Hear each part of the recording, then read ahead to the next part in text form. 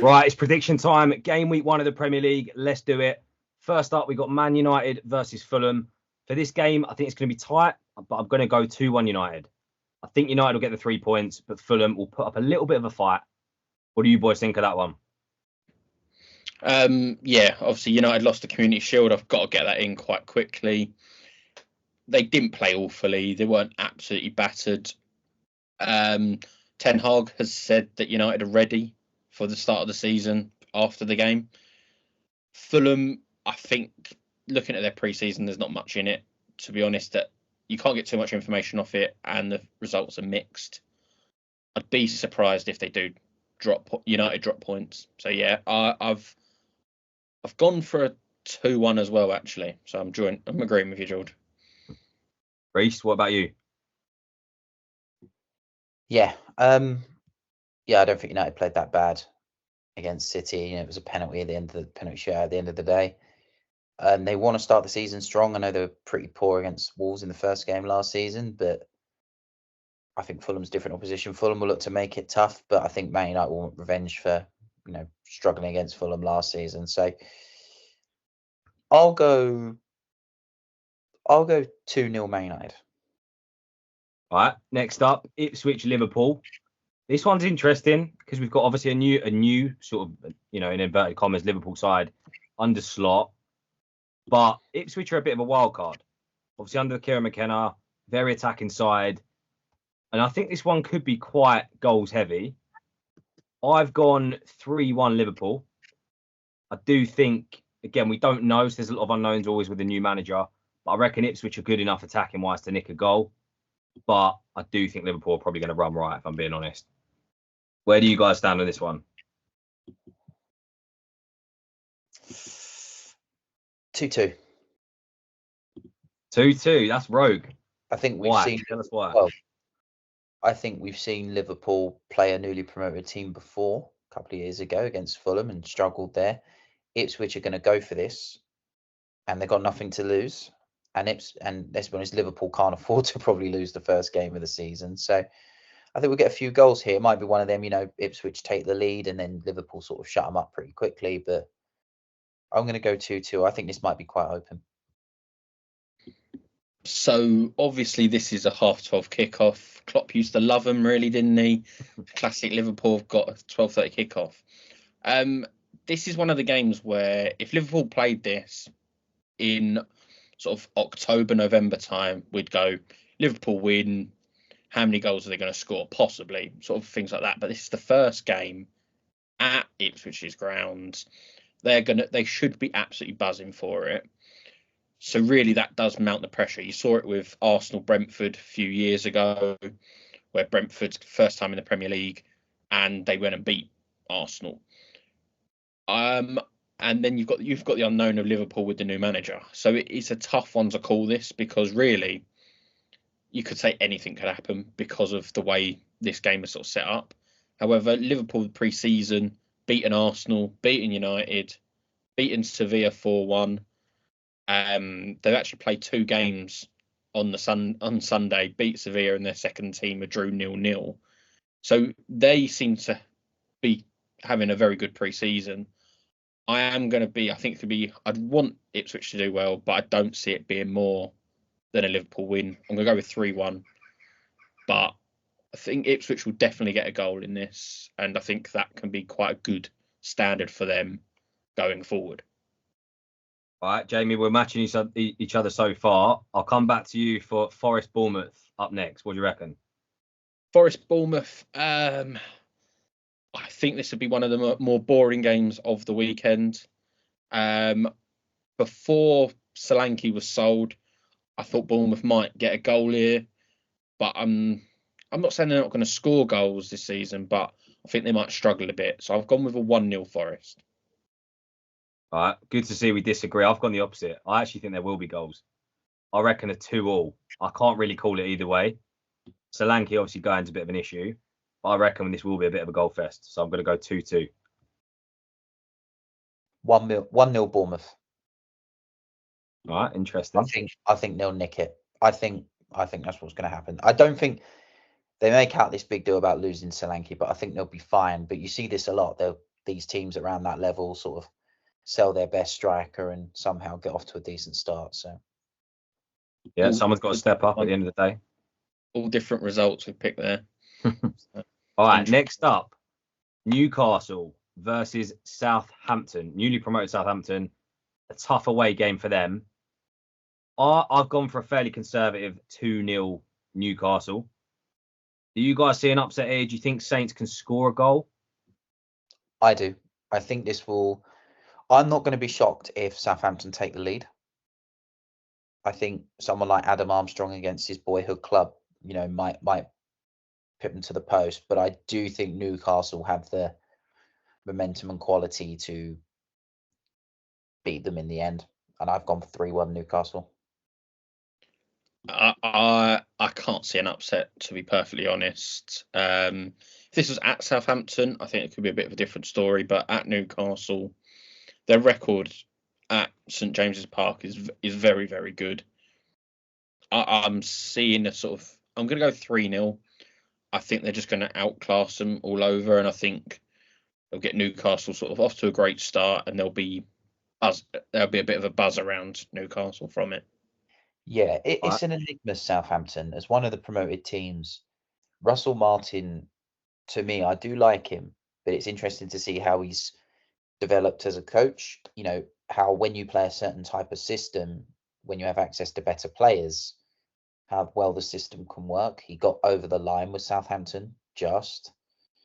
But now is the Premier League going to be that step too far? I don't know. But they're interested in Southampton. I think fans are going to be entertained by them. We're definitely going to see goals scored, I think, either way. But it's a big one for Southampton. I think they've got a point to prove. Yeah, and if a good time to plug our recent episodes, I guess, because both myself and Jamie, we did predict a big season ahead for Newcastle.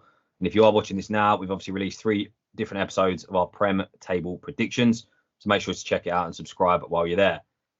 Next up, Everton, Brighton.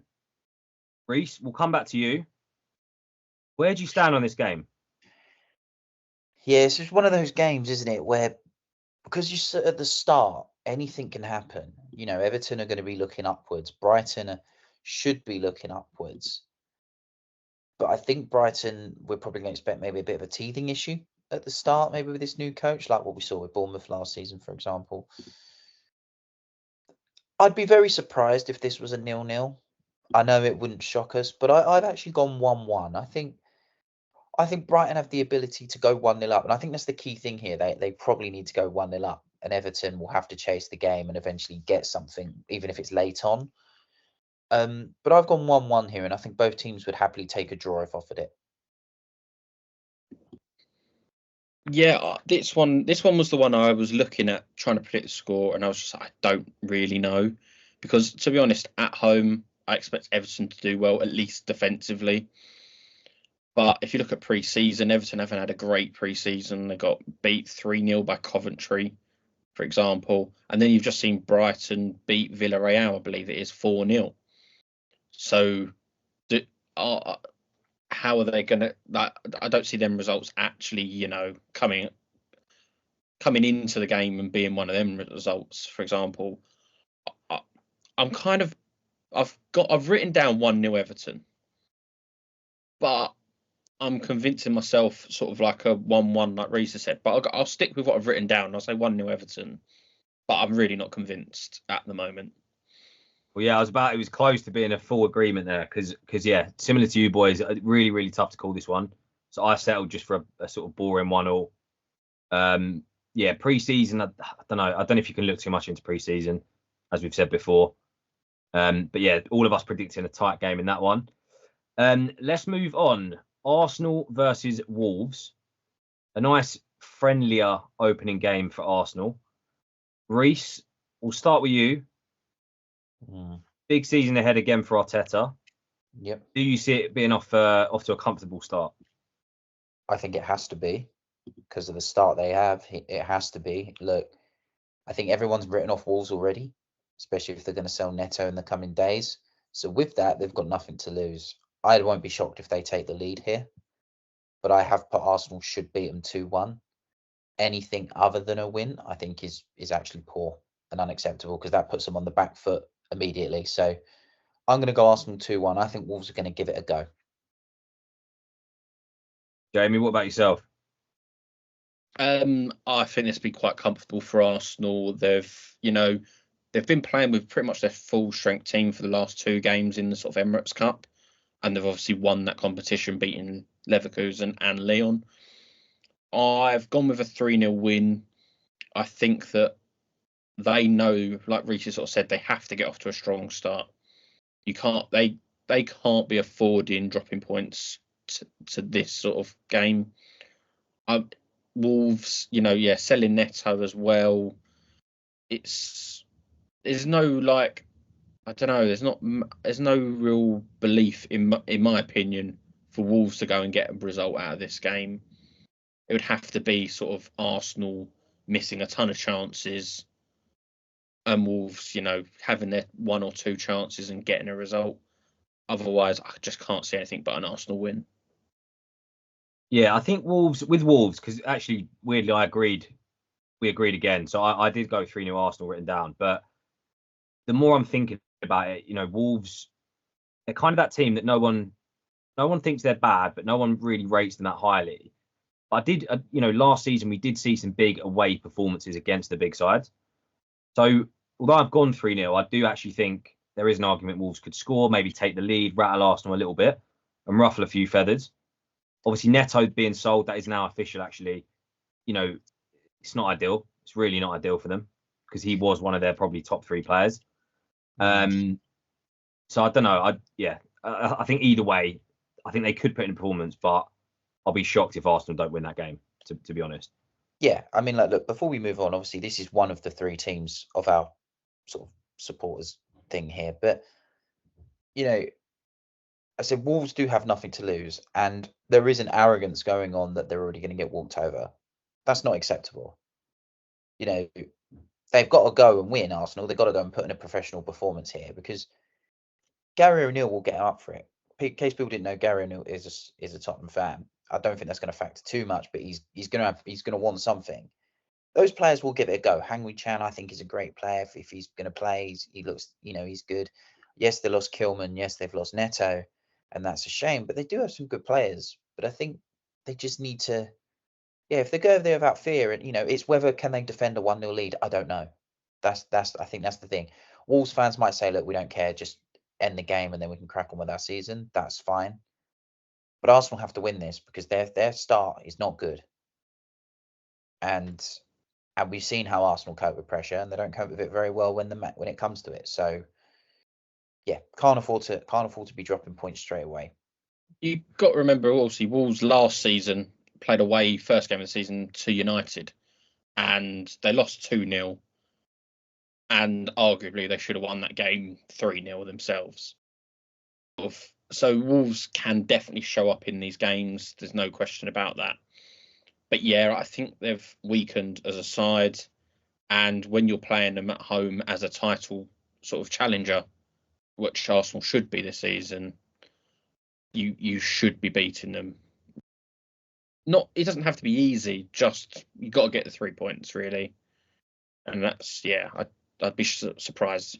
Like I said, Forest gave us a game last season in the first one. We got there in the end, but that's the warning sign. Do you know what I mean? Don't take it for granted.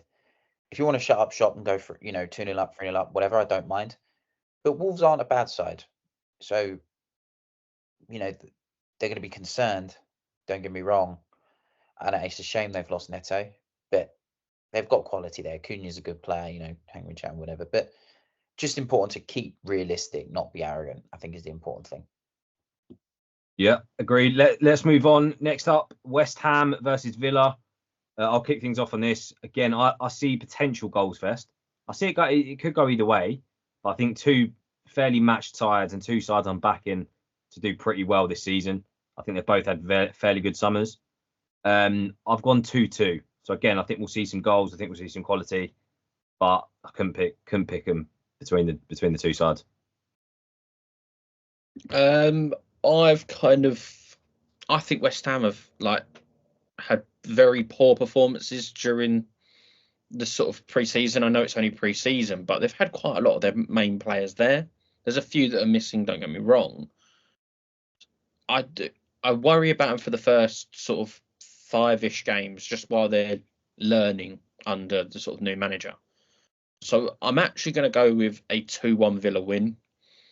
I just think Villa are a bit more settled as a squad and everything, and I think we'll just get it over the line, really. But yeah, I think there will be goals. I'd be surprised if both teams don't score. I've gone 0-0. I don't know why. I think everyone's going on about this being a goal fest. I probably won't think. I know West Ham will probably take a while to get used to Lopetegui, but if you look at how much better defensively he made Wolves in these sorts of things, that's what he might do. And I think Villa are going to have to try and break down the door here. West Ham will be happy to, shut up shop and take a draw here. Villa, I think, have got the quality to win it. And if West Ham do lose, it does not hamper their progress or anything like that, because we know they've got the ability to be okay. But I think they might just take the 0-0 here and might just be a bit of a slugfest. Okay, let's move on. Brentford Palace, little London derby to kick things off. I'll start. I went for, again, I think all of us had Brentford relatively low in our predictions. And some of us had Palace fairly high. So I've gone for a Palace win. Again, I do see goals. I think both teams are more than capable of scoring. So I went 2-1 Palace. How did you guys feel about this one? Brentford have home advantage. And I think that's why they're capable of winning this game. Again, with Palace, are they going to be that team? They, like West Ham, it's not going to matter if they lose the first game. Is it going to matter if, are they going to be a, win, lose, win, lose, win, lose sort of team? I don't know. Brentford probably know they can win this game because they have to, probably if it's a tough season. I have gone Palace 2-1. But just to carry on that momentum from the season they've just had, I've gone for that. I think, Brentford might find that a little bit tough. Well, I've gone against you too. I've gone with a 1-1 for this game. I think, the sort of important players for Palace are coming back a bit late. So Eze, Guy, for example, coming back from international duty quite late into the sort of pre-season. They did play in their last game for the pre-season, so they are going to be probably in the squad starting. But I don't think they're going to be fully into the pre-season, whereas I think a lot of Brentford's side will be ready.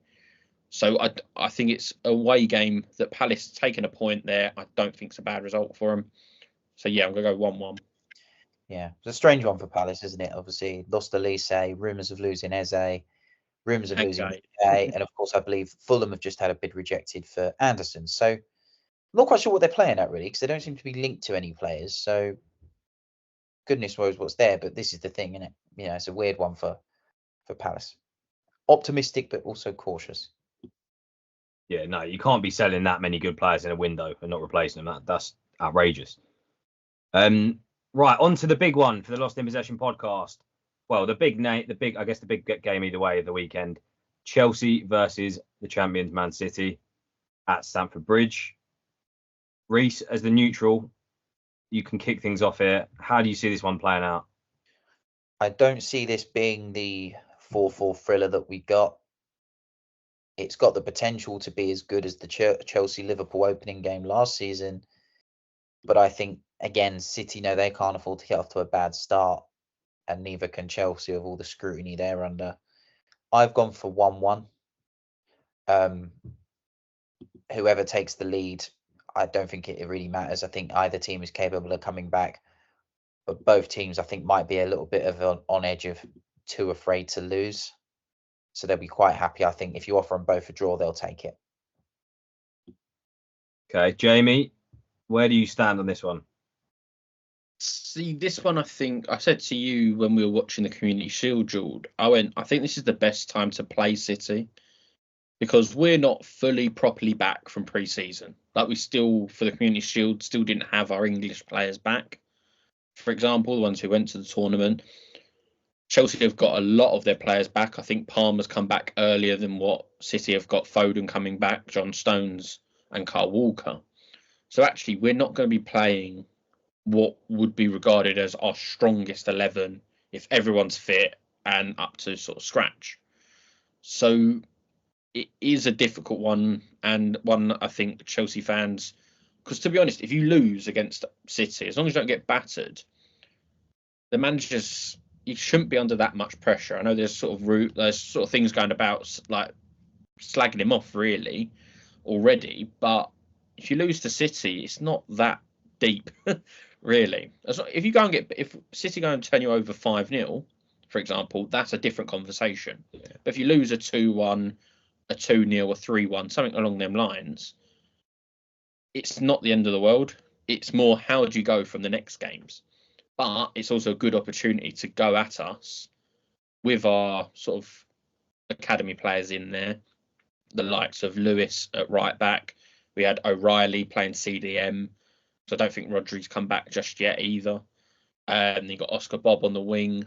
We've got sort of like Grealish possible injury. So not everything's looking.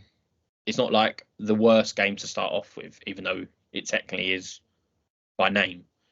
Yeah. I have gone with a City win because I still think you've got your own problems, which you know about, but you don't know how well you're going to perform.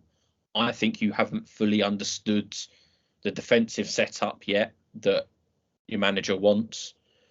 So I think with Haaland starting, I think we'll get a few goals. I think it'll only be a 2-1, but yeah, it's not going to be as clear cut really as what some people think with Chelsea's issues, because City have their own issues which are sort of more self-made, if that makes sense.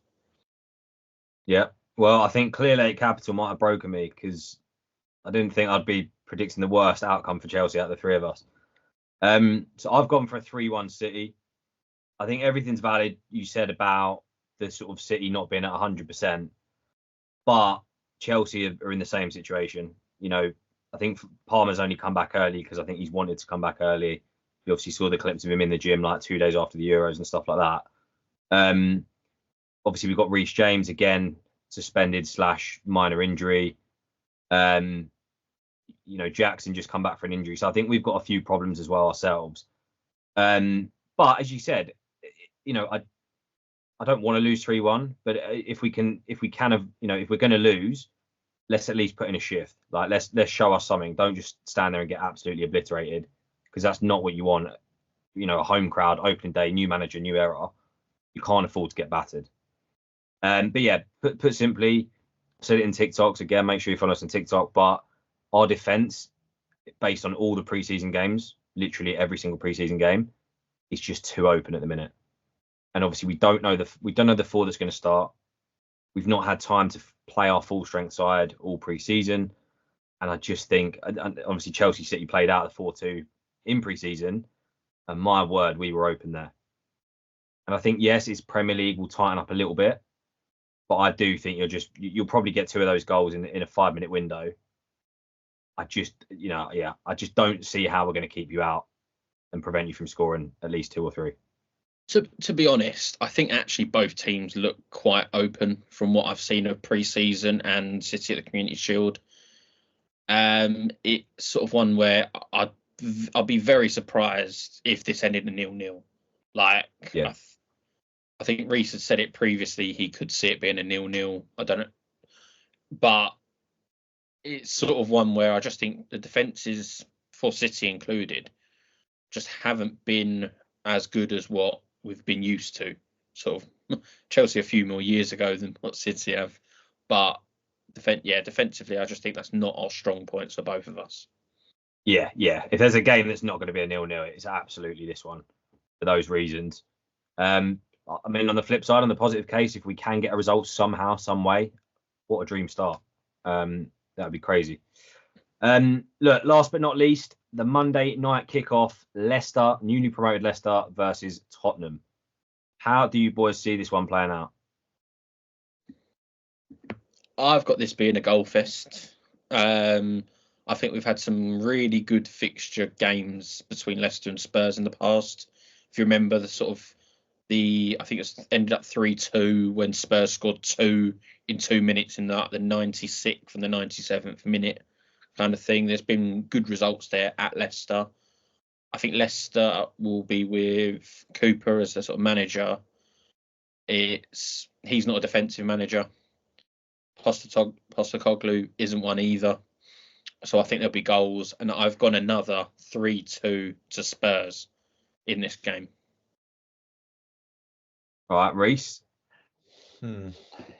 Yeah, again, I think this is one of those of basically who can outscore the other one, isn't it? I've actually gone a bit different here. I've gone Leicester 0, Spurs 2. For some reason, one of the newly promoted teams always seems to lose 2-0 on the opening game. So I'm going to go for Leicester to be this one. I think they're going to give it a go, but I think Spurs might be too strong for them. They've got some good players there in that squad. Archie Gray has looked very good. Maddison, of course, that's quite sharp. And hope he might want to perform against his former club. I think it can be an open game, but yeah, it's one of those again. I think Spurs know they probably need to get off to a better start. So yeah, there'll be doubts, I think, with Spurs, obviously, how they finished last season as well. But we're all in agreement, all backing a Spurs win. I've gone for a 2-1 Spurs. I think Leicester maybe will take the lead or could cause problems. But ultimately, I think Spurs are going to bounce back and have a good start to the season. Right, there you have it.